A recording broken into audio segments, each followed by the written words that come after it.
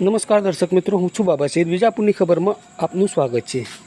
विजापुर में चोरो बन्या बेफाम। हवे नाना भूलकाओनी आंगणवाड़ी थई रही है चोरी। समाचार विगतवार जाणीए तो विजापुर फॉरवर्ड हाईस्कूल पास आवेल काशीपुरा जे आंगणवाड़ी केन्द्र नंबर 5 खाते 12/9 रात्रिना समय दरमियान केटलाक तस्करो ત્રાટે ગયા હતા અને ₹19,400નું સરસામાન ચોરી કરીને લઈ ગયા હતા।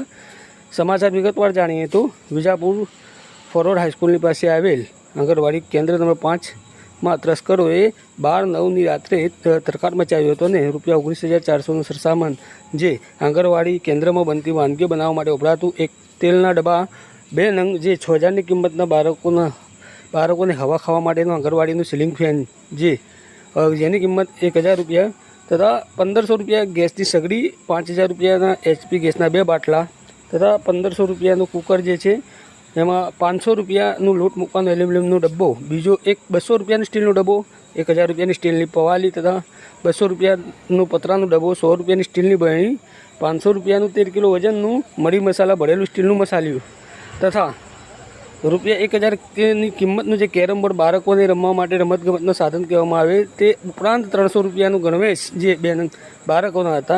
पापा बगलेनी किटमांथी 5 नंग जेटला जे स्माइल बॉल आवे छे ते तथा सहसखीનું યુનિફોર્મ જેની કિંમત ₹500 આમ તમામ ચીજ વસ્તુનું માલસામાન જે કહી શકાય કે જે ₹19,400નું ચોરી થઈ જવા પામ્યું હતું। જે 12/9 જે બેન જે છે ત્યાંના સ્થાનિક જે આંગણવાડી કાર્યકર્તા જે છે વીણાબેન પંચાલ કે જેઓ એ વિજાપુર પોલીસ મથકે ગઈ જે આંગણવાડી માલસામાન ચોરીને લઈ જનાર અજાણ્યા ઇસમો વિરુદ્ધ વિજાપુર પોલીસ મથકે ફરિયાદ નોંધાવી હતી। ત્યારે વિજાપુર પોલીસના સ્થાનિક PSI MB गोस्वामी द्वारा तपासનું ધમધમાટ શરૂ કરી દેવામાં આવી છે। વધુમાં આપને જણાવીએ કે અગાઉ જે ભજીયાની લારી પર ચોરી થઈ હતી એના અગાઉની ચોરી છે, 12/9ની ચોરી છે, પરંતુ ફરિયાદ ગઈકાલે નોંધવામાં આવેલ છે।